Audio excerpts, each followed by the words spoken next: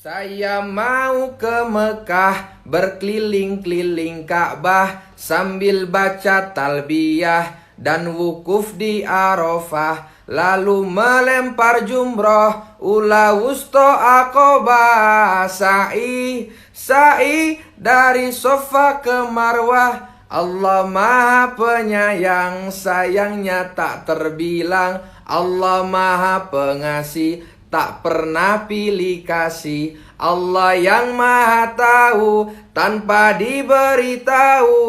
Allah, la ilaha illallah.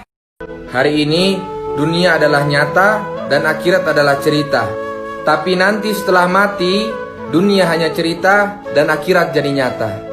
Teman-teman, masa depan kita itu bukan di dunia, masa depan kita itu akhirat.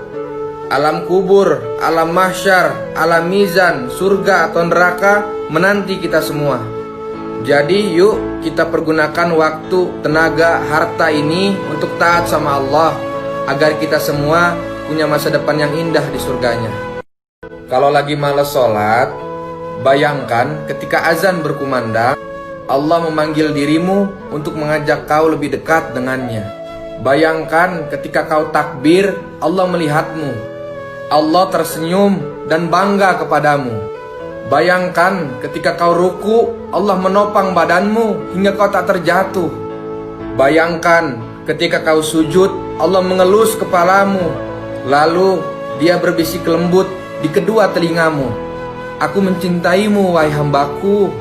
Bayangkan ketika duduk di antara dua sujud, Allah berdiri gagah di depanmu lalu berkata, aku tak akan diam apabila ada yang mengusikmu, wahai hambaku. Bayangkan bila kau memberi salam, Allah menjawabnya. Lalu kau seperti manusia berhati bersih setelah itu.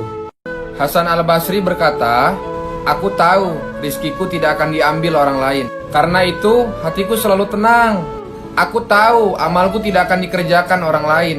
Karena itulah aku sibuk beramal soleh. Aku tahu Allah selalu memerhatikanku. Karena itulah aku malu jika Allah melihatku sedang dalam maksiat.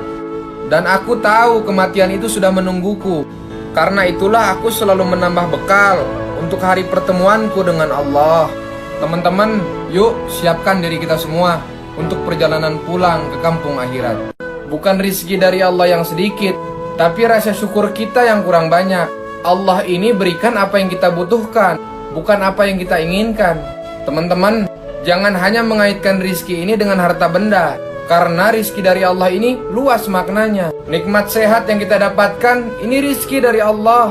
Nikmat iman, nikmat Islam juga rizki yang mahal dari Allah, yang hanya Allah berikan pada orang-orang yang Allah cintai. Yuk, biasakan diri kita untuk mudah bersyukur sebelum Allah cabut nikmat ini.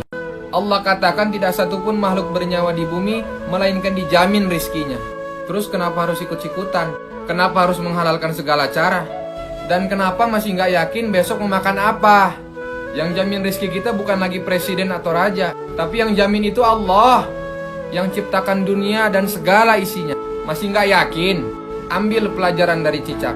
Tinggalnya di loteng yang nggak ada makanan. Tugasnya cuma buka mulut, makanannya Allah hantar ke mulutnya. Tugas kita itu cuma sebatas ikhtiar. Perkara hasil itu urusannya Allah. Yuk belajar yakin sama Allah.